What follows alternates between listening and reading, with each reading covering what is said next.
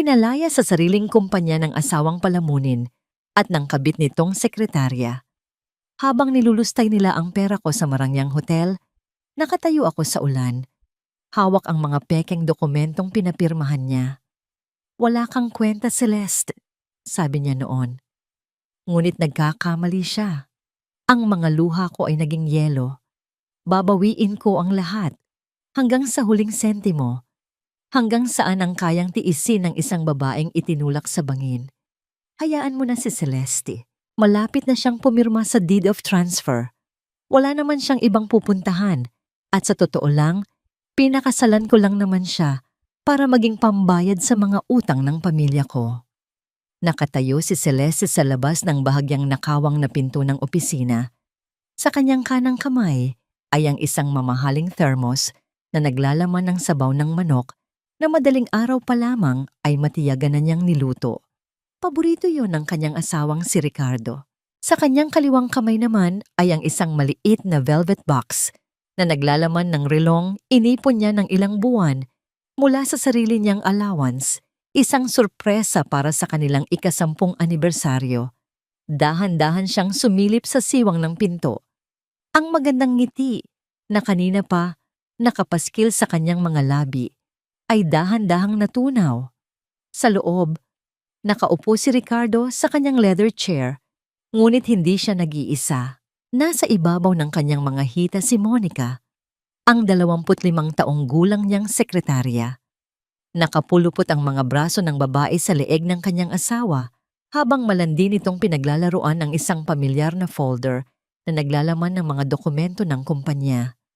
"Pero babe, paano kung malaman niyang inililipat na natin ang mga pondo sa bagong account ko?" Malambing na tanong ni Monica. Ang boses ay tila pulot na nakakapasong pakinggan. Tumawa si Ricardo. Isang tunog na dati ay nagpapabilis ng tibok ng puso ni Celeste. Ngunit ngayon ay tila yelong isinaksak sa kanyang dibdib. "Hindi mangyayari yon. Masyadong abala ang asawa ko sa pagiging martir. Ibigay mo lang sa kanya ang ilusyon ng isang perpektong pamilya at ibibigay niya sa iyo ang buong mundo niya." Isang mainit at mapait na bara ang biglang bumara sa lalamunan ni Celeste. Nanigas ang buo niyang katawan. Hindi siya makahinga. Tila ninakaw ang lahat ng hangin sa pasilyong iyon. Humigpit ang pagkakakapit ng kanyang mga nanginginig na daliri sa hawakan ng thermos at sa maliit na kahon hanggang sa bumaon ang kanyang mga kuko sa sariling palad. Naramdaman niya ang init ng sariwang dugo na dahan-dahang gumapang sa kanyang balat. Ngunit mas nangingibabaw ang hapdi na nagmumula sa pinakalalim ng kanyang pagkatao. Ang mga salitang binitawan ng lalaking pinagsilbihan niya ng isang dekada ay tila mga punyal na walang awang humiwa sa kanyang kaluluwa. Ganito na lang ba? Sa dinami-dami ng bagyong sinuong ko para sa pamilyang ito, sa dami ng mga pangarap na ibinaon ko para itaas siya, pambayad utang lang ba ang halaga ko? Walang luhang pumatak sa kanyang mga mata dahil ang labis na sakit ay hindi laging isinisigaw o iniiyak. Minsan, ito ay ang tahimik na pagkawasak ng lahat ng pinaniniwalaan mo. Dahan-dahan siyang umatras, pinipigilan ang sariling hininga upang hindi lumikha ng anumang ingay na sisira sa tagpo sa loob. Bawat hakbang niya palayo ay paghakbang sa mga basag na piraso ng kanyang puso. Ibinuhos niya ang kanyang kabataan, ang kanyang talino, at ang kanyang kaluluwa upang iahon ang Verde Innovations mula sa pagkalugi, at ito ang igaganti sa kanya. Pagdating sa kanilang malawak at tahimik na bahay, ang lahat ng pamilyar na kagamitan ay biglang nagmukhang estranghero. Ang mga mamahaling muebles, ang malaking chandelier, ang mga larawan nilang mag-asawa na nakangiti sa mga frame, lahat ay isang malaking kasinungalingan na naghihintay lamang na mabunyag. Diretso siyang naglakad patungo sa kanilang silid. Ang kanyang mga kilos ay tila ginagabayan ng isang malamig at walang pusong makina. Binuksan niya ang pinto ng kanilang walk-in closet at lumuhod sa harap ng nakatagong kahadeyero. Nanginginig ang kanyang mga daliri habang pinipindot ang mga numero ng password. Ang anibersaryo nila. anong laking kahangalan. Bumukas ang bakal na pinto nang walang ingay, ngunit ang bumungad sa kanya ay mas nakabibingi pa sa anumang sigaw. Wala na ang mga bundle ng pera, wala na ang mga titulo ng mga lupang binili nila mula sa kanyang mga naunang tagumpay. Ang natira na lamang ay alikabok at ilang walang kwentang resibo. Ninakawan siya sa sarili niyang pamamahay ng taong katabi niyang matulog gabi-gabi. Nang akma na siyang tatayo, nahagip ng kanyang paningin ang isang pamilyar na asul na suit ni Ricardo na nakasampay sa gilid. May kung anong kumislap doon sa ilalim ng ilaw, isang mahaba at kulay tanso na hibla ng buhok. Hindi sa kanya iyon, dahil itim na itim ang kanyang buhok. Katulad iyon ng kulay ng buhok ni Monica. Tinitigan niya ang hibla ng buhok na iyon sa loob ng ilang segundo. Kung ito ay nangyari kahapon, baka umiyak na siya at nagwala. Baka tinawagan na niya si Ricardo upang sumumbat. Ngunit ang Celeste na umiiyak ay namatay na sa pasilyo ng opisina kanina. Gamit ang maingat na mga daliri, dinampot niya ang buhok. Naglakad siya patungo sa kanyang drawer, kumuha ng isang maliit na plastic na ziplock at ipinasok yon sa loob. Isinara niya ito ng mahigpit. Wala siyang itatapon. Iipunin niya ang bawat bakas ng kanilang pagtataksil, bawat hibla, bawat patak ng dumi, hanggang sa sapat na ito upang bigtihin sila. Habang naghahanap pa siya ng iba pang naiwan sa loob ng kaha, isang nakatuping papel na naipit sa pinakasulok ang nakuha niya. Binuklat niya ito. Isa itong kopya ng bank withdrawal slip na nagkakahalaga ng milyon-milyong piso, inilipat sa isang offshore account. Sa ibaba, nakita niya ang sarili niyang pirma. Kumunot ang kanyang noo. Perpekto ang pagkakagaya. Bawat kurba at diin ng tinta ay eksaktong-eksakto sa kanyang gawi. Sino ang nag-aral ng kanyang pirma ng ganito katagal at kadetalye upang linlangin ang bangko? Ngunit bago pa man niya lubusang maproseso ang katanungang iyon, may napansin siyang isang pulang sobre na nakapatong sa ibabaw ng kalat-kalat na resibo sa sahig. Galing iyon sa isang malaking bangko. Punit na ang gilid, tila minadaling buksan at itinago. Kinuha niya ang sobre at binasa ang nilalaman. Nanlamig ang buong pagkatao ni Celeste, tila binuhusan siya ng yelo mula ulo hanggang paa. Isa itong final notice of foreclosure. Ang nakasulat na address ay hindi ang kanilang mansyon, kundi ang maliit at lumang bahay ng kanyang mga magulang sa probinsya. Ang bahay kung saan siya lumaki. Ang bahay na sinabi ni Ricardo na matagal na nitong binayaran ang isinangla gamit ang pera ng kumpanya bilang regalo sa kanyang pamilya. Isinangla itong muli at hindi binayaran.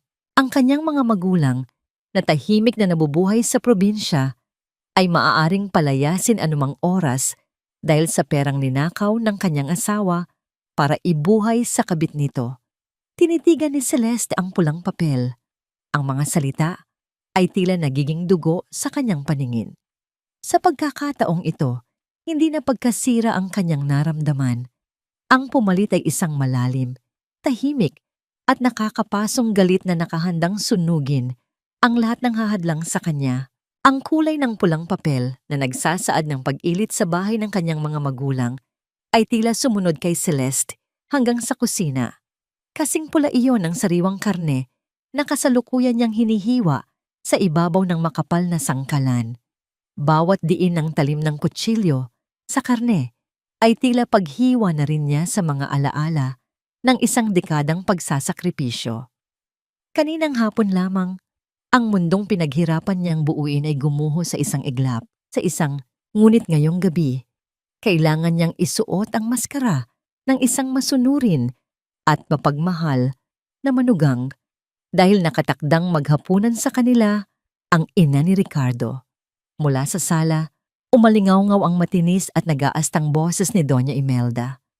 Pumasok ang matanda sa kusina, balot ng alahas ang mga braso at leeg, habang ang umaalingasaw nitong pabango na amoy ng matapang na bulaklak ay pumuno sa buong silid, tila sumasakal sa hininga ni Celeste. Humalukip-kip ang matanda at pinasadahan ng mapanuring tingin ang mga niluluto niya. Umikot ang mga mata nito na tila nandidiri sa nakita. My God, Celeste, ito lang ba ang ihahain mo sa anak ko? Mga lutong bahay na pangmahirap? Nakakaawa naman si Ricardo. Nagpapakamatay siya sa pagpapatakbo ng kumpanya ninyo. Tapos ganito ang uuwian niya. Hindi mo man lang magawang umorder sa isang formal na restaurant. Tahimik na ibinaba ni Celeste ang kutsilyo. Pinunasan niya ang kanyang mga kamay sa apron at pilit na bumuo ng isang banayad na ngiti. Kung alam lang ng matandang ito na ang perang ipinambili niya ng mga alahas na suot nito ay nagmula sa pawis at talino niya, marahil ay lulunukin nito ang sariling dila. Ngunit mas pinili niyang magpakumbaba. Pasensya na po, Mama. Alam ko po kasing paborito ni Ricardo ang kaldereta, kaya ako na po mismo ang nagluto para sa kanya. Malumanay na sagot ni Celeste, pinipigilan ang panginginig ng kanyang boses. Pabagsak na umupo si Doña Imelda sa silyang gawa sa mamahaling kahoy. Paborito o nagtitipid ka lang? Isang dekada na kayong kasal, Celeste. Hanggang na ngayon, wala ka pa ring maibigay na apo sa akin. Para kang isang punong walang bunga. Kung hindi lang masyadong mabait ang anak ko, matagal ka na niyang iniwan para humanap ng babaeng makapagbibigay sa kanya ng tagapagmana.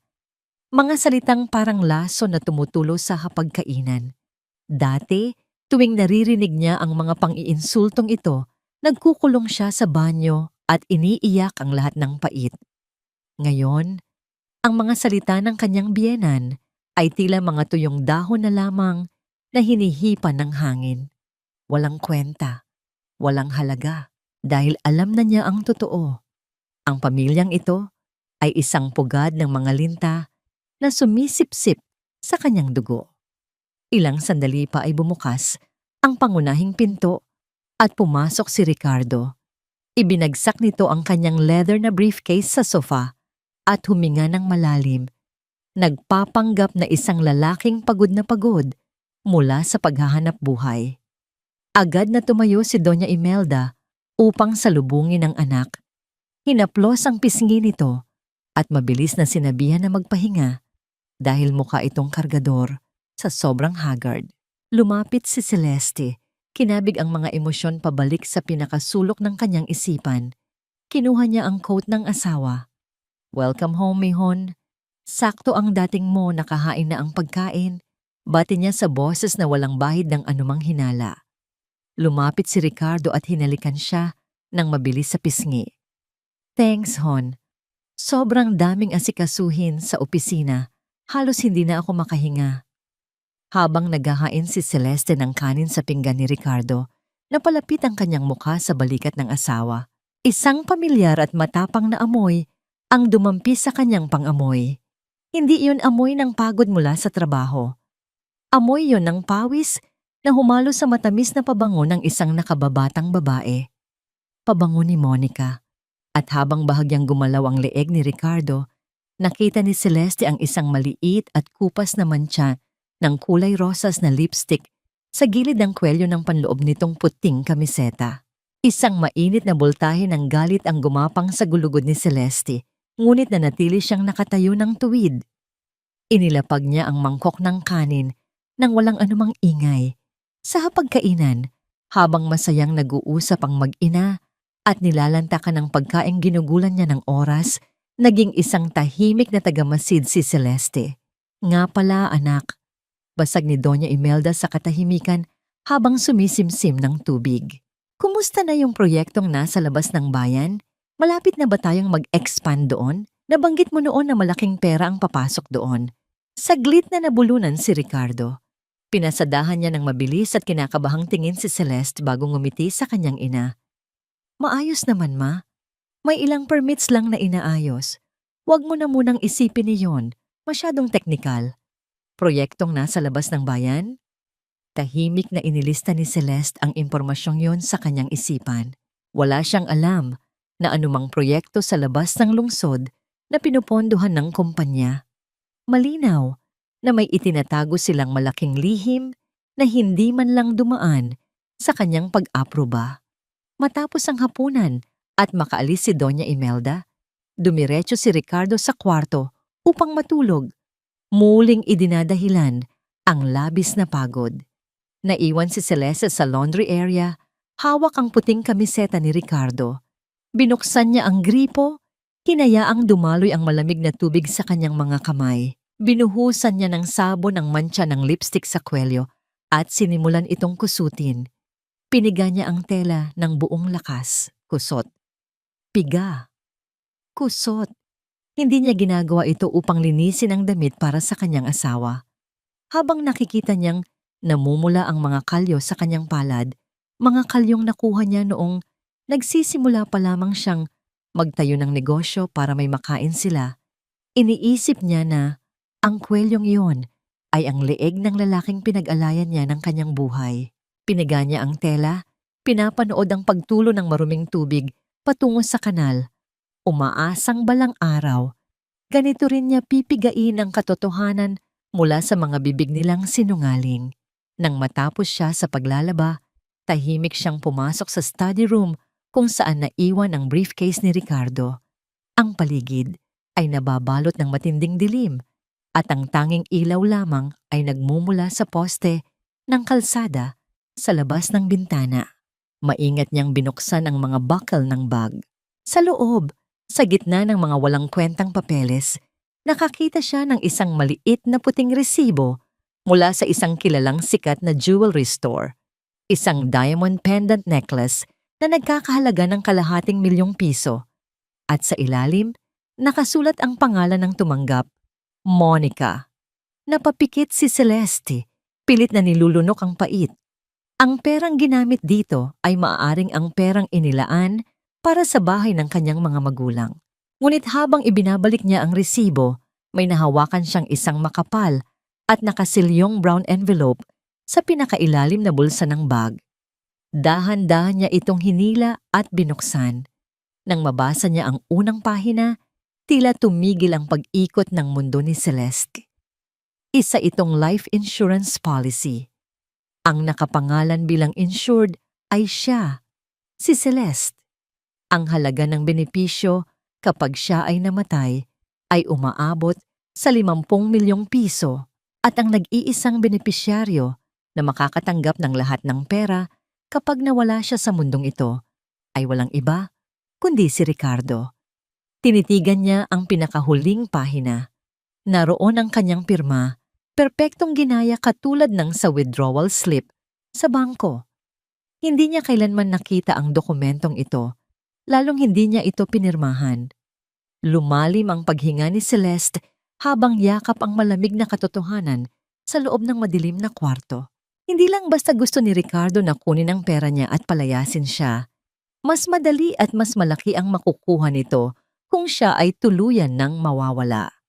Ang tanong na lamang ngayon na naglalaro sa kanyang isipan, hanggang saan ang kayang gawin ng asawa niyang halimaw upang makuha ang ₱50 milyong yon. Ang papel ng life insurance na hawak ni Celeste ay tila isang malamig na kamay ng kamatayan na nakapulupot sa kanyang leeg. Wala siyang nakuhang tulog ng gabing iyon. Pagsapit ng umaga, habang nag-aayos ng kurbata ni Ricardo na parang walang nangyari, ramdam niya ang bigat ng bawat paghinga. Ang lalaking kaharap niya ay hindi na ang asawang nangakong proprotektahan siya sa harap ng altar. Isa na itong estrangherong naghihintay na lamang ng tamang pagkakataon upang ibaon siya sa lupa. Pagkaalis ni Ricardo, mabilis na kumilos si Celeste. Nagsuot siya ng isang simpleng itim na damit at malaking sunglass upang hindi makilala. Sumakay siya sa isang taxi, hindi sa kanyang personal na sasakyan, at nagpahatid sa isang maliit ngunit tahimik na kapehan sa labas ng lungsod. Doon ay naghihintay ang isang lalaking may matalim na mga mata at formal na postura, si Attorney Suarez, ang pinagkakatiwalaan at matapang na abogado ng kanilang pamilya bago pa man dumating si Ricardo sa buhay niya. Inilapag ni Celeste ang mga nakopyang dokumento at ang palihim na kinunang litrato ng insurance policy sa ibabaw ng mesa. Maingat na inisa-isa ni Attorney Suarez ang mga papel.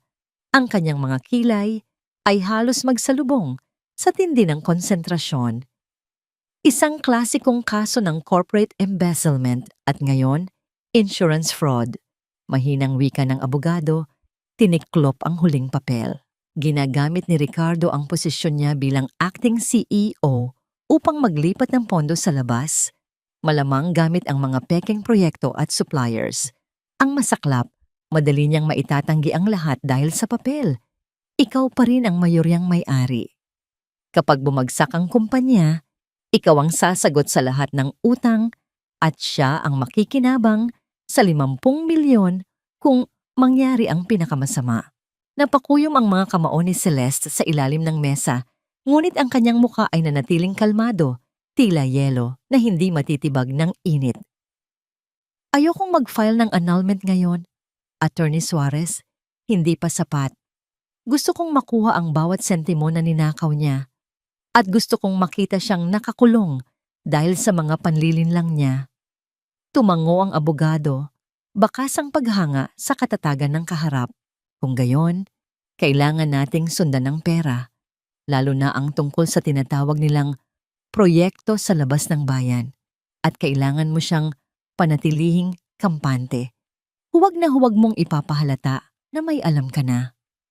Pagdating sa opisina bandang hapon, sinalubong siya ng nagmamadaling mga empleyado at pamilyar na ingay ng mga telepono. Dumiretso si Celeste sa kanyang dating opisina na ngayon ay okupado ni Ricardo. Habang naglalakad sa pasilyo, nakasalubong niya si Monica. Nakasuot ang babae ng masikip na palda at mayabang na nakataas ang kilay. Sa leeg nito ay nakakabit ang diamond pendant na nagkakahalaga ng ₱250,000. Miss Celeste, nandito po pala kayo. Bati ni Monica na may halong pambabastos sa tono. May kailangan po ba kayo kay Sir Ricardo? Nasa meeting po siya ngayon kasama ang mga suppliers. Tinitigan ni Celeste ang nagniningning na kwintas sa leeg ng babae. Kumulo ang kanyang dugo, ngunit binalot niya ang kanyang boses ng isang malamig at profesional na awtoridad. Kung gayon, ikaw ang kailangan ko, Monica. Nakita ko ang monthly report na ginawa mo para sa finance department. Puno ito ng mali. Ang mga figures para sa logistics ay hindi tumutugma sa mga resibo. Namula ang mukha ni Monica, halatang hindi inaasahan ang pag-atake. Pero si Ricardo approved it. Si Ricardo ang CEO, pero ako pa rin ang chairman ng board. Hanggat ang pera ko ang nagpapasweldo sa'yo, aayusin mo ang trabaho mo. Malamig ngunit matalim na sagot ni Celeste. Hindi inaalis ang tingin sa mga mata ng kalaguyo ng kanyang asawa. Gusto ko ang revised report sa desk ko bukas ng umaga. At Monica, subukan mong itago ang mga kalat mo. Baka may makapansin ng mga mamahaling bagay na suot mo na higit pa sa kaya ng sahod mo. Iniwan niya ang babaeng nanginginig sa galit at hiya sa gitna ng pasilyo. Pagpasok sa kanyang sariling maliit na opisina na itinabi na lamang sa isang gilid, isinara niya ang pinto at huminga ng malalim. Dahan-dahan niyang hinubad ang kanyang singsing sa kasal. Tinitigan niya ang maputing marka sa kanyang daliri, ang bakas ng 10 taong pagkakatali sa isang kasinungalingan. Sa halip na itapon ito, inilagay niya ito sa isang maliit na kahon sa loob ng kanyang drawer. Ikukulong niya ang alaala ng pagkakamaling ito bilang babala sa kanyang sarili. Nang buksan niya ang kanyang computer upang simulan ang paghahalongkat sa sistem ng kumpanya, isang notification ang lumitaw sa kanyang screen.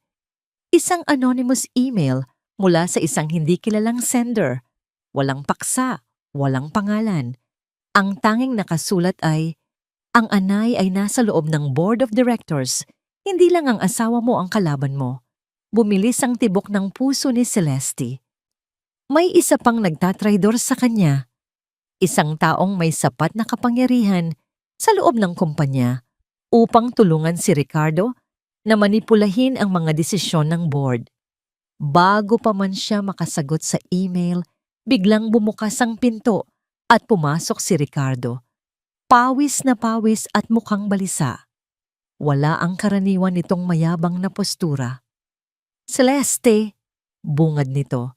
Mabilis na lumapit sa kanyang mesa.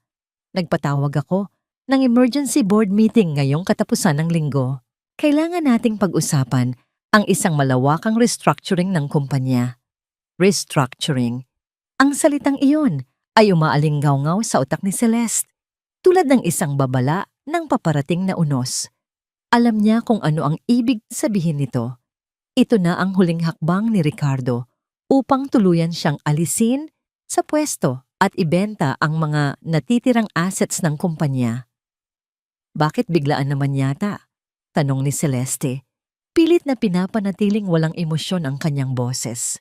Para ito sa ikabubuti ng Verde Innovations, Hon. Alam mo namang masyado ka nang napapagod. Sagot ni Ricardo, hinawakan ng kanyang mga kamay na tila isang nag-aalalang asawa. Ngunit sa likod ng mga matang iyon ay ang pagkagahaman na hindi na kayang itago. Tumango si Celeste at tipid ng ngumiti, habang sa ilalim ng mesa, mahigpit na nakakuyom ang kanyang mga kamao. Sige, kung yun ang tingin mong pinakamabuti. Ang bisperas ng nakatakdang emergency board meeting ay bumalot sa kanilang bahay ng isang nakakasakal na tensyon, kahit papilit itong tinatakpan ni Ricardo ng mga matatamis na salita at pekeng pag-aalaga. Pagkatapos ng hapunan, pumasok si Ricardo sa kanilang kwarto na may dalang isang maliit at manipis na kahon ng regalo. Lumapit siya kay Celeste na kasalukuyang nag-aayos ng buhok sa harap ng salamin. Mula sa likuran, ipinulupot ni Ricardo ang kanyang mga braso sa baywang ni Celeste. Ipinapatong ang baba sa balikat nito. Happy early anniversary, Hon. Bulong niya sa tono na pilit pinapalambot. Ngunit para kay Celeste, tila iyon tunog ng isang ahas na nag-aanyaya. Inilapag ni Ricardo ang kahon sa mesa. Pagbukas ni Celeste, bumungad ang isang simpleng gintong pulseras. Manipis, walang anumang espesyal na disenyo, at tiyak na hindi hihigit sa 10,000 piso ang halaga. Malayong malayo sa kalahating milyong pisong diamanteng kwintas na nakita niyang suot ni Monica kaninang umaga. Ngunit isinuot ni Celeste ang kanyang perpektong maskara, tumingin siya sa salamin at ngumiti ng matamis. Ang ganda, Ricardo. Salamat. Alam mo naman na kahit hindi ka na gumastos para sa akin, masaya na ako basta't maayos ang takbo ng pamilya at negosyo natin. Hinalikan ni Ricardo ang tuktok ng kanyang ulo. Tila nakahinga ng maluwag dahil naniwala siyang nakuha na niya muli ang tiwala ng kanyang asawa. Nga pala, Hon, yung special power of attorney na ibinigay ko sa iyo kahapon para sa restructuring bukas, kailangan ko na sanang makuha bago tayo matulog. Formalities lang naman yon para mas mapadali ang proseso. Isang malamig na ngiti ang namuo sa isipan ni Celeste. Oo, nandyan sa drawer ko, napirmahan ko na. Dahan-dahang tumayo si Celeste. Kinuha ang folder at iniabot sa asawa. Binuklat iyon ni Ricardo, mabilis na sinuri ang pirma sa huling pahina at nagningning ang mga mata sa tagumpay. Hindi nito napansin na sa pahina bago ang pirma, may isang maliit at teknikal na talata ang pinalitan ni Celeste. Isang sugnay na nagbabalik ng kapangyarihan sa kanya na ipawalang bisa ang anumang desisyon ng CEO sa loob ng 24 na oras matapos itong ipatupad. Pagsapit ng kalagitnaan ng gabi, ang tanging maririnig sa silid ay ang mabigat at pantay na paghinga ni Ricardo. Maingat na bumangon si Celeste mula sa kama. Tiningnan niya ang natutulog na asawa. Walang pag-ibig, walang awa. Ang natitira lamang ay ang malamig na pag-aaral ng isang biktima sa halimaw na nagtangkang pumatay sa kanya. Hinaplos niya ng marahan ang pisngi nito, inayos ang kumot upang lalo itong mahimbing na tila binibihisan ng isang hayop bago ito ihandog sa altar ng sakripisyo. Dahan-dahan niyang inabot ang telepono ni Ricardo na nakapatong sa bedside table. Hinawakan niya ang hintuturo ng asawa at idiniin iyon sa fingerprint scanner. Bumukas ang screen. Dali-daling naglakad si Celeste patungo sa banyo. Isinara ang pinto at binuksan lamang ang isang maliit na dim light. Gamit ang isang cable at ang kanyang sariling telepono, nagsimula siyang maglipat ng mga nakatagong files. Ang kanyang puso ay kumakabog ng mabilis sa kanyang lalamunan. Halos marinig niya ang sariling pulso. Isang pagkakamali, isang maling galaw, at maaaring magising si Ricardo. Habang naghihintay na matapos ang paglipat ng datos, binuksan niya ang folder ng mga mensahe. Doon, nakikita niya ang mga palitan ng text sa pagitan ni Ricardo at isang taong nakasave bilang Director V. Director V. Sigurado ka bang pipirma ang asawa mo bukas? Ricardo. Oo, uto-uto yon. Konting lambing lang at bigay ng murang alahas, bibigay na. Pagkatapos bukas, ililipat na natin ang utang ng Dummy Corp ko sa main company. Tapos na ang problema ko. Sa wakas, malapit na rin akong makawala sa matandang yon. Humigpit ang hawak ni Celeste sa telepono hanggang sa mamuti ang kanyang mga buko. Ang proyekto sa labas ng bayan na tinatanong ni Doña Imelda ay hindi pala isang proyekto para kumita, kundi isang basurahan ng mga utang. Balak ni Ricardo na ipasa ang lahat ng utang ng kanyang sikretong kumpanya sa Verde Innovations, iiwan si Celeste na baon sa utang at malapit na sa pagkabangkarote. Natapos ang transfer ng saktong umilaw ang telepono ni Ricardo dahil sa isang bagong text message galing kay Monica. Monica, can't wait for tomorrow, babe. Once she's out, the penthouse is ours. Binalik ni Celeste ang telepono sa bedside table, saktong posisyon kung paano niya ito kinuha. Humiga siyang muli sa tabi ng asawa, nakatingin sa kisame na nababalot ng kadiliman. Hindi na siya makaramdam ng takot. Ang takot ay para lamang sa mga taong may mawawala pa. At siya, nawala na sa kanya ang pamilyang inakala niyang totoo. Kinaumagahan, bago pa man tuluyang sumikat ang araw, nasa opisina na si Celeste. Nakaupo siya sa kanyang mesa, umiinom ng kape, nang pumasok si Monica na may bitbit na mga dokumento. Mayabang ang lakad ng babae, isang tagumpay ng ngiti ang nakapaskil sa labi, at sinadya nitong hawiin ang buhok upang mas lalong magningning ang diamante sa kanyang leeg. Good morning, Miss Celeste. Handa na po ang boardroom para sa inyo at kay Sir Ricardo. Malambing ngunit nakakalokong bati ni Monica. Inilapag ang tasa ng kape na binili nito mula sa isang mamahaling cafe, ginamit malamang ang pondo ng kumpanya. Tumingin si Celeste sa babae. Mula sa sapatos nitong bago hanggang sa kwintas nito, lahat ay galing sa pawis niya. Ngumiti si Celeste, isang nangiting hindi umabot sa kanyang mga mata. Salamat, Monica. Sana ay mag-enjoy ka sa meeting ngayong araw. Sigurado akong marami kang matututunan tungkol sa kung paano pabagsakin ang isang kumpanya. Kumunot ang noo ng sekretarya. Hindi sigurado kung paano intindihin ang huling sinabi ng kanyang boss bago tuluyang lumabas ng kwarto. Hinagod ni Celeste ang tingin sa refleksyon ng kanyang sarili sa salamin ng bintana. Ang maskara ng isang masunuring asawa ay maayos na nakasuot, ngunit sa ilalim nito, ang reyna ay naghahanda na para sa digmaan. Ang mga mamahaling bag na gawa sa balat ng buhaya, mga sapatos na galing pa sa Europa, at ang mga alahas na binili niya mula sa unang malaking kita ng kanyang kumpanya. Lahat ng ito ay inihanay ni Celeste sa ibabaw ng malapad na kama. Sa loob ng 10 taon, ang mga materyal na bagay na ito ang ginamit ni Ricardo upang itago sa publiko ang pagkabulok ng kanilang pagsasama.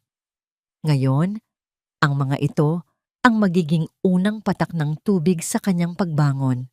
Isang pribadong appraiser ang pinuntahan ni Celeste ng umagang iyon. Nang inabot niya ang mga kahon, hindi siya nakaramdam ng panghihinayang. Ang malamig na salamin ng counter at ang formal na pagsusuri ng appraiser ay naging saksi sa kanyang formal na pagtalikod sa nakaraan. Nang matanggap niya ang tseke na nagkakahalaga ng milyon-milyong piso, alam niyang sapat na iyon upang simulan ang pagtatanim ng kanyang bagong binhi. Ibinuhos niya ang lahat ng pondo sa isang lihim na korporasyon na hindi kailanman matutunton ng kanyang asawa. Mula sa malamig na opisina sa syudad, Nagpahatid si Celeste sa labas ng bayan. Ang hangin ay nagbago mula sa amoy ng aircon patungo sa tuyo at mainit na amoy ng alikabok. Tumambad sa kanya ang isang malawak at abandonadong lupain. Ito ang tinutukoy ni Ricardo na palpak na proyekto. Isang tigang na lupa na ginawang tapunan ng mga depektibong materyales at naging butas ng pondo ng kumpanya. Ngunit sa paningin ni Celeste, hindi ito basurahan. Isa itong blankong canvas. Sa ilalim ng isang lumang tolda, naghihintay ang isang grupo ng mga lalaki at babaeng pawisan.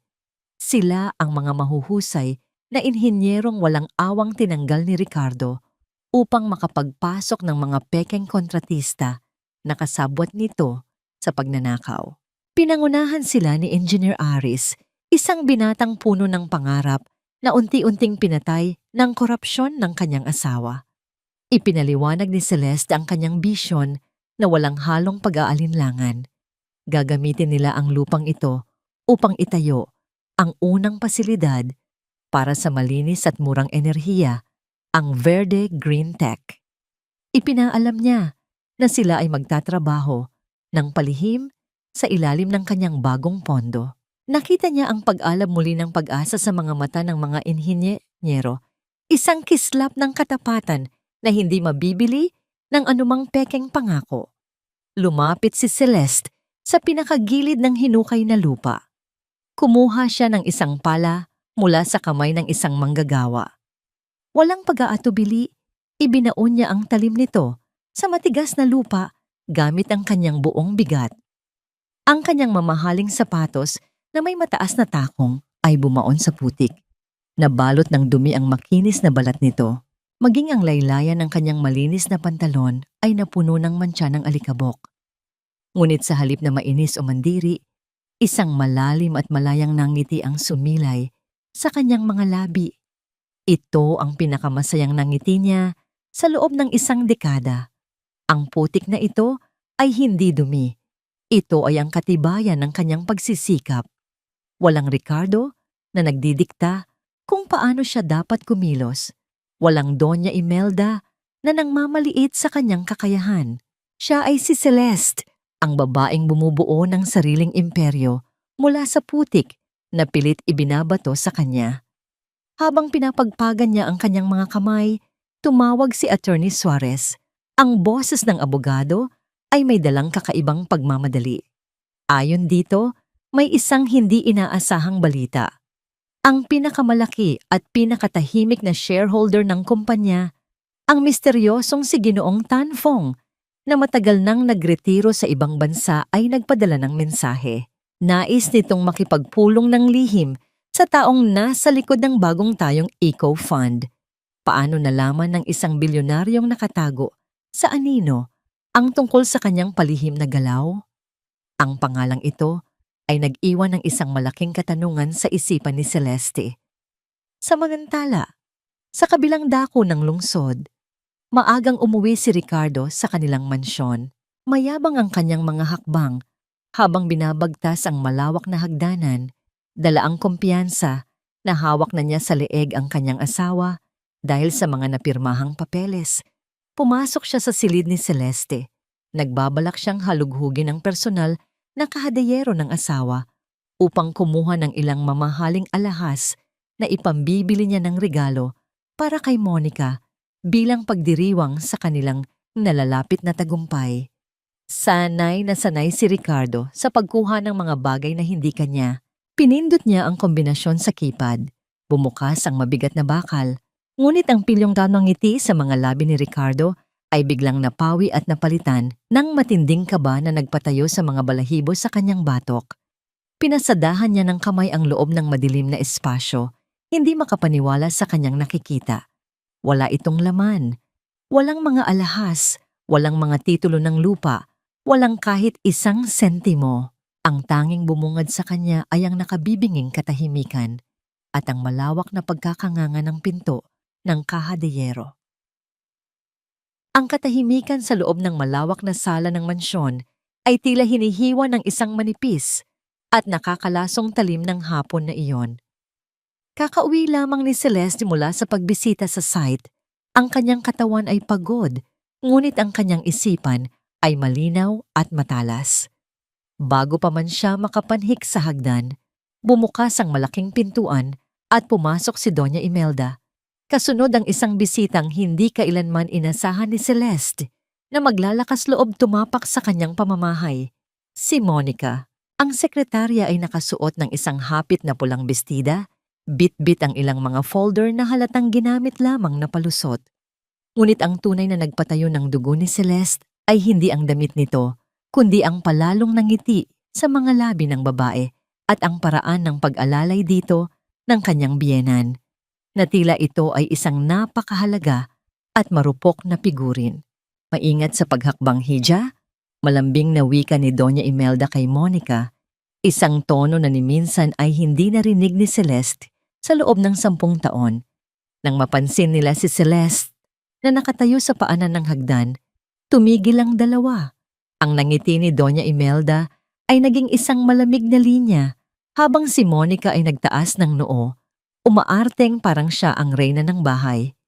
Nandito pala ang asawa ng anak ko. Pambungad ni Doña Imelda, ang boses ay puno ng mapanghuyam na pahiwatig. Dinala ni Monica ang mga papeles para sa restructuring. Kailangan na itong matapos dahil malapit na ang malaking anibersaryo ng kumpanya. Pagkatapos noon, inaasahan kong susunod ka na sa plano ni Ricardo. Ang babae ay dapat nasa bahay lang, nagpapahinga. O baka naman gusto mong ako pa ang magturo sa'yo kung paano maging isang tamang asa. Tiningnan ni Celeste ang mag-ina-inahan. Nakikita niya ang kamay ni Monica, na banayad, na humahaplos sa sariling tiyan. Isang maliit at sinadyang galaw upang iparating sa kanya ang isang mensaheng hindi kailangang isigaw. Buntis ang kalaguyo. At base sa pag-aalaga ni Doña Imelda, alam na ng matanda ang tungkol dito at kinukonsinti ang pagtataksil ng anak kapalit ng isang tagapagmana. Ang mga kasangkapang ito sa kanyang sariling bahay ay nakakaramdam na sila ay nanalo. Ngunit sa halip na sumabog sa galit o umiyak sa kawalan ng hustisya tulad ng inaasahan nila, nanatiling kalmado si Celeste. Ang kanyang kalmado ay hindi nagmumula sa pagpapasensya, kundi sa matinding pagkamuhi na lumampas na sa hangganan ng emosyon at naging dalisay na pagwawalang bahala. Lumakad si Celeste patungo sa maliit na mesa kung saan nakapatong ang tsaa na inihanda ng katulong para sa mga bisita. Kinuha niya ang tasa na inilaan para kay Monica. Tiningnan niya ang mainit na likido na umaaso pa. Pagkatapos ay itinaas ang kanyang mga mata upang salubungin ang mapanghamak na tingin ng kalaguyon. Nang walang anumang pagbabago sa kanyang ekspresyon, itinaas ni Celeste ang tasa at tahimik na ibinuhos ang buong nilalaman nito sa loob ng basurahan sa gilid ng mesa. Namula ang mukha ni Monica sa matinding hiya at inis, habang napasinghap naman si Doña Imelda sa kawalang galang. Bago pa man makapagsalita ang matanda, ibinaba ni Celeste ang walang laman na tasa sa mesa. Kung pagod ka na sa paggawa ng trabaho mo bilang sekretarya, Monica, maaari kang maghanap ng ibang kumpanya na tatanggap sa'yo. Malamig at matalim na wika ni Celeste, ang kanyang boses ay tila yelo na gumagapang sa balat. Ngunit habang ako pa ang nagbabayad ng sahod mo, matututo kang rumespeto. At mama, huwag kayong mag-alala. Malapit na akong magpahinga. Malapit na. Tinalikuran niya ang dalawang babaeng naiwang nakatayo at walang masabi. Umakyat siya sa itaas na palapag patungo sa kahabaan ng pasilyo kung saan nakasabit ang mga malalaking larawan nila ni Ricardo mula sa kanilang araw ng kasal. Tinitigan niya ang lalaking nakangiti sa larawan. Isang perpektong ilusyon. Tahimik siyang kumuha ng isang basahan at nagsimulang tanggalin ang mga larawan mula sa dingding. Lilinisin ko lang ang mga alikabok, bulong niya sa hangin. Ngunit nang maibaba niya ang bawat isa, hindi niya ito pinunasan. Sa halip, walang awa niya itong isinilid sa isang lumang kahon ng karton na nakatago sa ilalim ng hagdanan ng bodega. Doon nababagay ang mga basurang alaala. Samantala, sa kusina, pilit na pinapakalma ni Monica ang sarili sa pamamagitan ng pag-inom ng tubig. Ngunit habang nakatalikod si Doña Imelda, mabilis siyang dumukot ng isang maliit na puting tableta mula sa kanyang bag at palihim itong ininom ng walang tubig. Ang kanyang mga kamay ay bahagyang nanginginig. Anong klaseng gamot ang kailangang inumin ng patago ng isang babaeng nagdadalang tao? Nang gabing iyon, matapos maghapunan ng walang imikan, iniabot ni Ricardo kay Celeste ang isang makapal at kumikinang na ginintuang sobre. May nakaukit ditong magarbong disenyo ng dahon ng olibo. Imbitasyon para sa anibersaryo ng Verde Innovations ngayong weekend. Masayang pahayag ni Ricardo. Nakangiti ng malapad habang nakasandal sa hamba ng pinto ng kwarto. It's also our ika-10 wedding anniversary, Hon. Doon ko formal na ia-anunsyo ang pag-takeover ko bilang chairman para tuluyan ka ng makapagpahinga. Sigurado akong ipagmamalaki mo ako. Tinitigan ni Celeste ang nakakasilaw na ginintuang card. Ang huling pako sa kanyang kabaong, inaakala ng lalaking kaharap niya. Ngumiti si Celeste, isang ngiting hindi umaabot sa kanyang mga mata, ngunit sapat na upang malinlang ang mangmang na asawa. Siyempre, Ricardo, hindi ko palalampasin ang araw na yon para sa mundo. Ang 3 araw bago ang malaking anibersaryo ay lumipas ng tila isang mahabang pagpigil ng hininga sa ilalim ng malamig na tubig. Sa ibabaw, lahat ay perpekto. Si Celeste ay ang huwarang asawang abala sa pagpili ng mga bulaklak at pag-aayos ng menu para sa hapunan ng mga VIP. Ngunit sa ilalim ng mga ngiting ipinapakita niya kay Ricardo, ginugugol niya ang bawat segundo sa paghabi ng isang bitag na gawa sa hindi matitinag na ebidensya at batas. Sa loob ng silid komperensya ni Attorney Sores, ang mga dokumento ay nakakalat sa ibabaw ng malapad na mesang salamin. Ang mga blueprint ng Verde Green Tech, ang mga resibo ng pagbili ni Ricardo ng mamahaling alahas gamit ang pondo ng kumpanya, at ang kopya ng Peking Life Insurance, lahat ay kumpleto at handa ng ipasa sa mga autoridad sa tamang pagkakataon. Naipasa na natin ang patent para sa Green Tech System sa ilalim ng iyong personal na holding company, Celeste. Paliwanag ni Attorney Suarez, iniayos ang kanyang salamin. Wala ni isang sentimo mula rito ang mababawi ni Ricardo kahit pa asawa mo siya. Ang teknolohiyang ito ay iyo at sa iyo lamang. Tumango si Celeste, hindi inaalis ang paningin sa mga papel. Kumusta ang video mula sa security camera ng bangko? Isang manipis na flash drive ang iniusog ng abogado patungo sa kanya. Narito na. Malinaw na nakikita silang dalawa ni Monica na pinipilit ang bank manager na i-approve ang paglilipat ng pera patungo sa offshore account gamit ang pekeng pirma mo. Isinilid ni Celeste ang flash drive sa kanyang mamahaling bag na tila nagliligpit lamang ng isang ordinaryong gamit. Ang bitag ay nakasaang na. Ang kailangan na lamang ay ang tuluyang pagpasok ng aso sa loob ng hawla. Nang hapong iyon, nagkunwari si Celeste na nalilito sa pagpili ng isusuot para sa gabi ng pagdiriwang. Inilatag niya ang 3 iba't ibang damit sa ibabaw ng kama habang si Ricardo ay abala sa pag-aayos ng kanyang kurbata sa harap ng salamin. Hon, alin ba ang mas maganda? Itong kulay asul o itong itim? Tanong niya, gamit ang isang malambing at walang muwang na boses na alam niyang gustong-gusto ng kanyang asawa.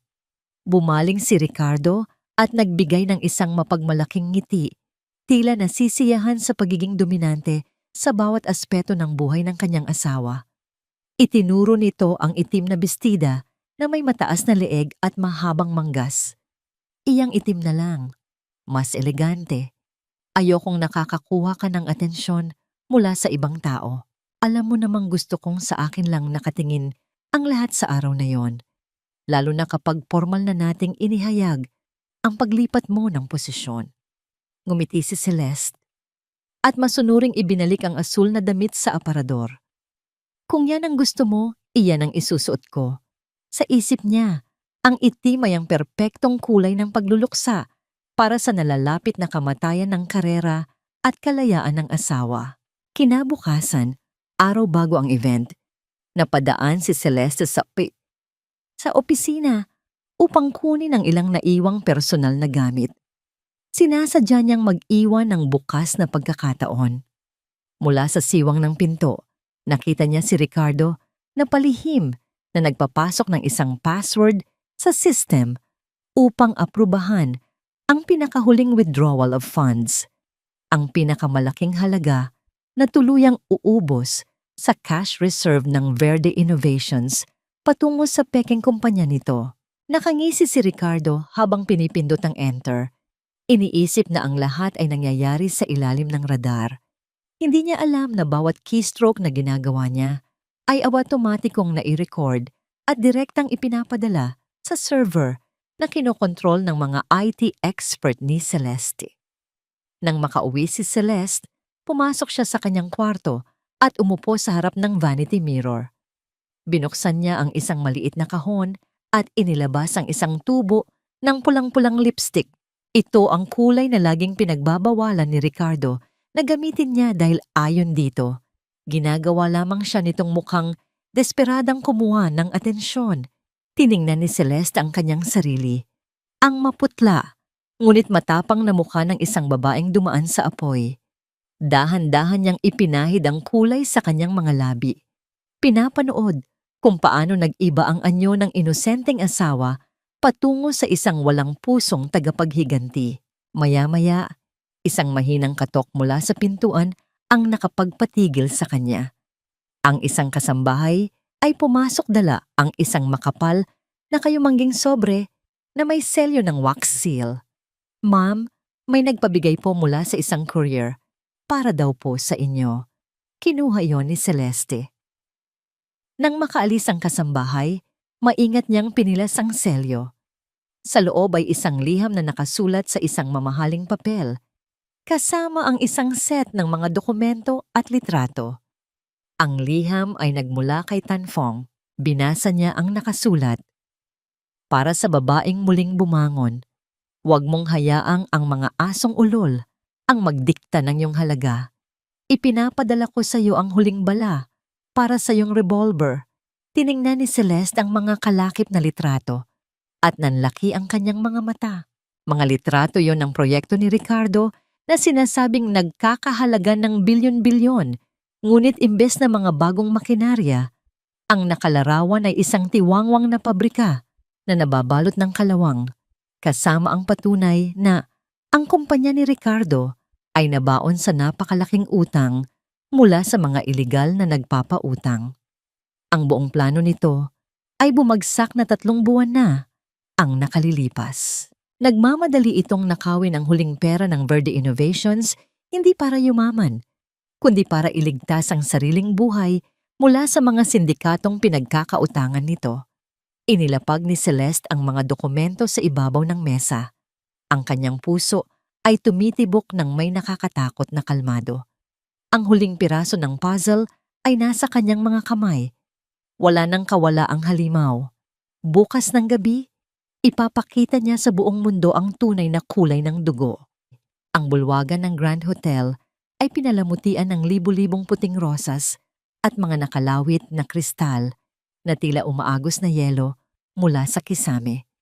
Ang ginintuang ilaw mula sa mga chandelier ay sumasalamin sa mga mamahaling baso ng alak na hawak ng mga pinakamayayaman at pinakamakapangyarihang tao sa syudad. Ito ang gabi ng pagdiriwang para sa 10th anibersaryo ng Verde Innovations at ang inaasahang gabi kung saan ipapasa ni Celeste ang kanyang korona. Mula sa malaking pintuan, pumasok si Ricardo. Ang dibdib ay nakabintog sa labis na kayabangan. Nakasuot siya ng isang perpektong tabas na itim na tuksido. Sa kanyang braso ay nakapulupot ang kamay ni Celeste. Pilit na ipinasuot ni Ricardo sa kanyang asawa ang itim na bestida na napili nito, isang damit na bagaman elegante, ay sinadyang walang anumang kislap o buhay. Nagpapamukha kay Celeste na isang anino lamang sa tabi ng kanyang nagniningning na asawa. Ngunit may isang detalye na nakaligtaan ni Ricardo sa kanyang sobrang pagmamalaki. Sa labi ni Celeste ay nakapaskil ang isang pulang-pulang kulay, kasing kulay ng sariwang dugo, isang tahimik ngunit matapang na pagsuway. Hindi kalayuan, nakatayo si Monica. Nakasuot ito ng isang sadyang mapang-akit na pilak na gown. Ang diamante sa leeg ay kumikinang sa ilalim ng ilaw. Nagtama ang kanilang mga paningin at binigyan ni Monica si Celeste ng isang mapanutyang ngiti bago uminom sa kanyang hawak na champagne. Sa kabilang banda naman, si Doña Imelda ay abala sa pagyayabang sa mga asawa ng mga board of directors. Ang anak ko talaga, napakagaling. Siya ang nag-angat ng kumpanya. Malakas na ipinagmamalaki ng matanda. Ang boses ay sadyang nilalakasan upang marinig ni Celeste. Mabuti na lang at magpapahinga na ang manugang ko. Masyado na siyang mahina para sa mga ganitong kalaking responsibilidad. Hindi kumibo si Celeste. Nanatili siyang tahimik habang iginigiya siya ni Ricardo patungo sa kanilang upuan malapit sa entablado. Nang magsimula ang formal na programa, tumayo si Ricardo.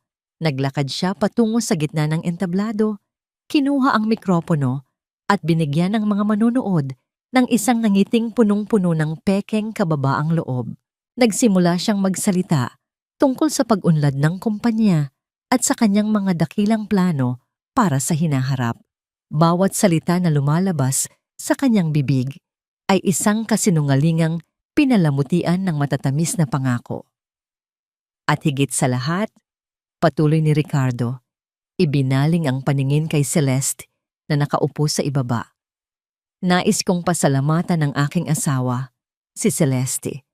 Sa loob ng 10 taon, naging haligi siya ng kumpanyang ito. Ngunit ngayon, dahil sa kanyang lumalalang kalusugan, napagpasyahan niyang bumaba sa pwesto at ibigay ang buong pamamahala sa akin bilang bagong chairman ng board. Pumalakpak ang mga tao. Isang masigabong palakpakan para sa isang asawang handang magsakripisyo para sa asawa. Nakangising inabot ni Ricardo ang kanyang kamay patungo kay Celeste. Inaanyayahan itong umakyat sa entablado upang formal na pirmahan ang dokumento ng paglipat ng kapangyarihan sa harap ng lahat. Dahan-dahang tumayo si Celeste. Ang bawat mata sa loob ng bulwagan ay nakatutok sa kanya. Habang humahakbang siya palapit sa entablado, inalok ni Ricardo ang kanyang braso upang alalayan ito paakyat ng hagdanan. Ngunit imbes na tanggapin, malamig na tinabig ni Celeste ang kamay ng kanyang asawa. Natahimik ang malapit sa kanila. Ang ngiti ni Ricardo ay bahagyang kumislot. Umakyat si Celeste gamit ang sarili niyang lakas. Ang kanyang postura ay tuwid na tuwid. Walang bahid ng kahinaan o sakit. Tumigil siya sa harap ng mikropono. Binaliwala ang mga papeles na inihanda ni Ricardo sa ibabaw ng podium. Tiningnan ni Celeste ang dagat ng mga tao. Nakita niya ang nalilitong mukha ni Doña Imelda at ang nakakunot na noo ni Monica mula sa likuran. Pagkatapos, ibinaling niya ang kanyang matalim na paningin kay Ricardo, na nakatayo malapit sa kanya at nagsisimula ng pawisan ng malamig. Maraming salamat sa iyong magagandang salita, Ricardo. Panimula ni Celeste, ang kanyang boses ay umaalingaw-ngaw sa buong bulwagan. Matatag at puno ng awtoridad na matagal na niyang ibinaon. Totoong malaki ang naging sakripisyo ko para sa kumpanyang ito at totoo rin na napagpasyahan ko ng tapusin ang aking pamamahala sa lumang sistema ng Verde Innovations. Kumurap si Ricardo, halatang hindi inaasahan ang mga salitang binibigkas ng asawa. Hon, ano bang sinasabi mo? Pirmahan mo na ang... Binaliwala siya ni Celeste at nagpatuloy. Ngunit bago ko formal na ihayag ang aking pagbibitiw bilang chairman at bilang paggunita sa ating ika-10 anibersaryo, meron akong inihandang isang maikling presentasyon, isang regalo, kung tawagin, para sa aking asawa at sa kanyang napakasipag na sekretarya. Itinaas ni Celeste ang kanyang kamay. Sa isang kisap mata, ang malaking LED screen sa likuran ng entablado, na kanina ay nagpapakita lamang ng logo ng kumpanya, ay biglang nagdilim.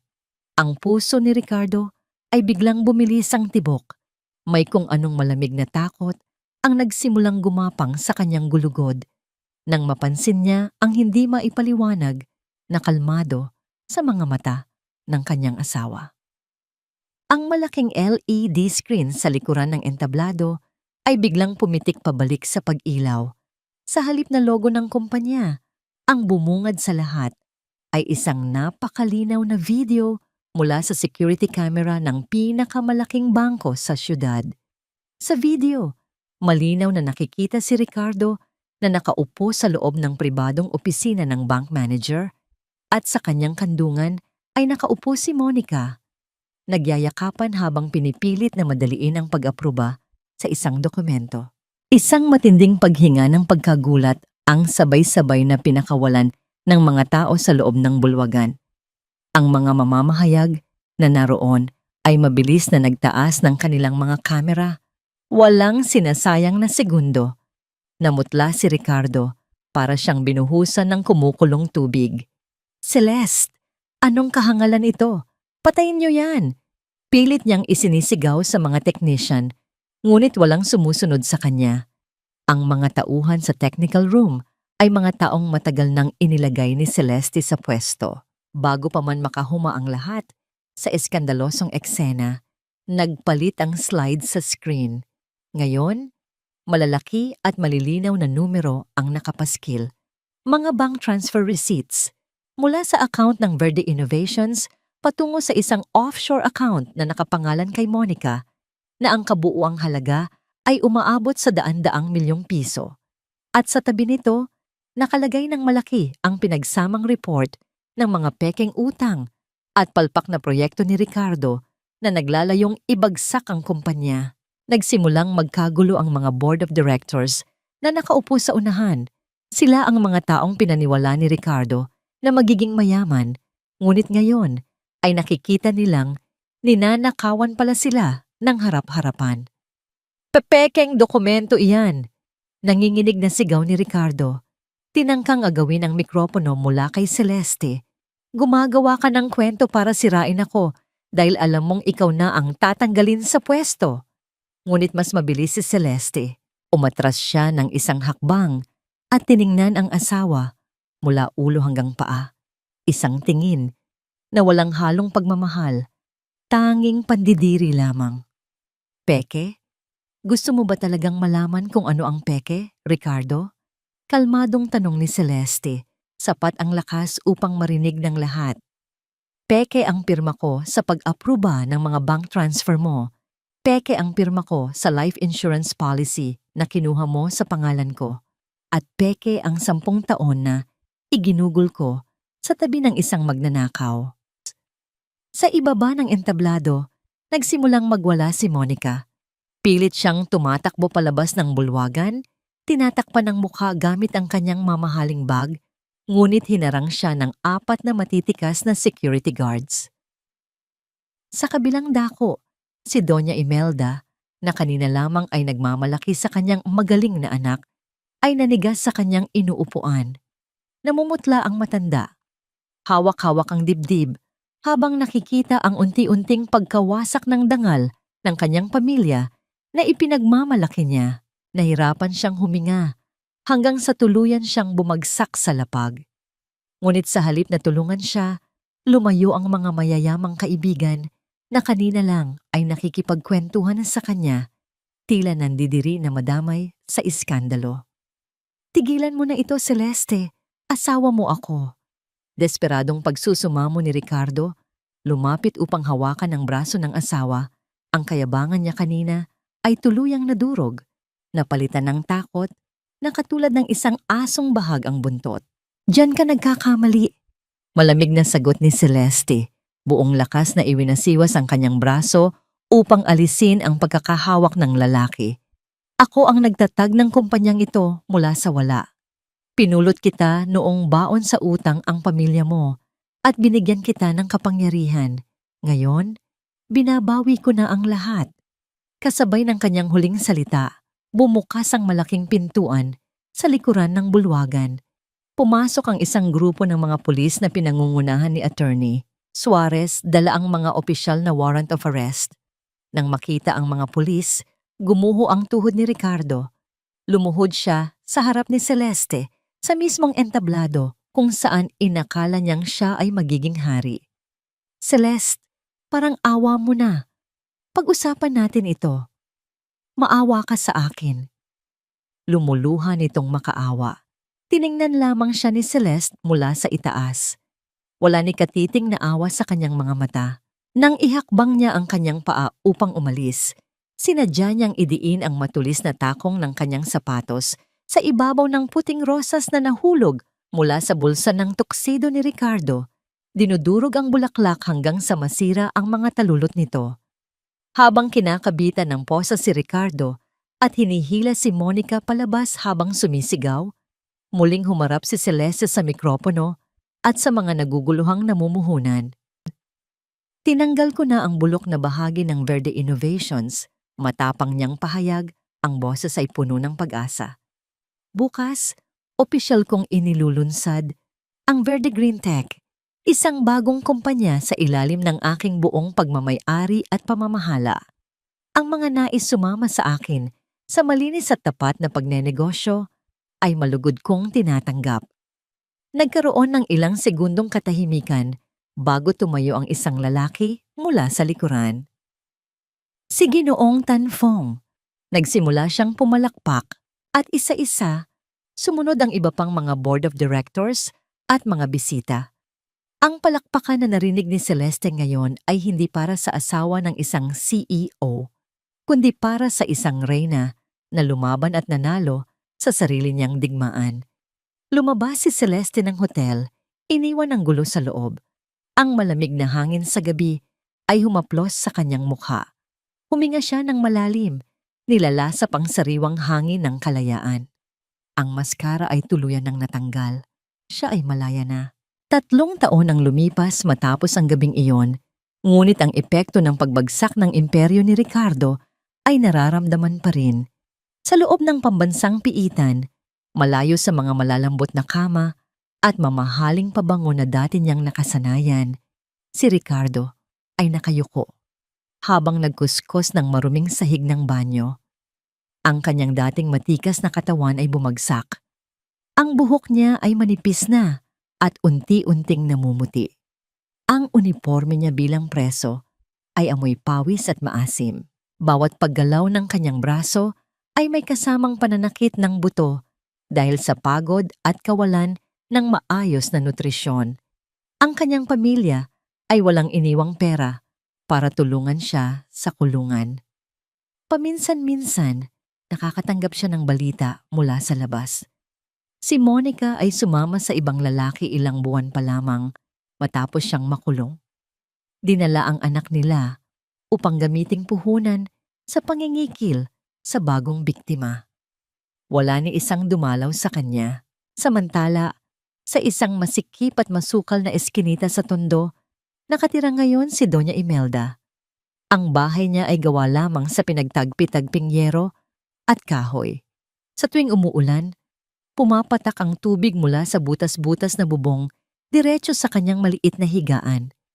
Ang amoy ng kanal at nabubulok na basura ay laging kasama sa bawat paghinga niya. Ang mga matataas at mayayamang kaibigang lagi niyang ipinagmamalaki noon ay naglahong parang bula. Ngayon, nag-iisa siyang nagtitiyaga sa paghingi ng tira-tirang pagkain mula sa mga kapitbahay habang patuloy na isinusumpa ang araw na kinalaban nila si Celeste. Sa kabilang banda ng syudad, mataas, maaliwalas, at puno ng buhay, nakatayo ang bagong gusali ng Verde Green Tech. Sa pinakamataas na palapag, sa loob ng isang malawak na opisina, kung saan ang mga bintana ay gawa sa sahig hanggang kisaming salamin, nakatayo si Celeste. Wala na ang itim na bestida at ang mabigat na maskara ng isang martir na asawa. Nakasuot siya ngayon ng isang perpektong tabas na puting suit na nagpapakita ng kanyang kumpiyansa. Pumasok ang isang batang babaeng empleyado, may bitbit na mga formal na dokumento. Ito ay si Maya, isa sa mga scholar na tinulungan ni Celeste na makapagtapos ng pag-aaral, na ngayon ay isa na sa mga pinakamagagaling niyang manager.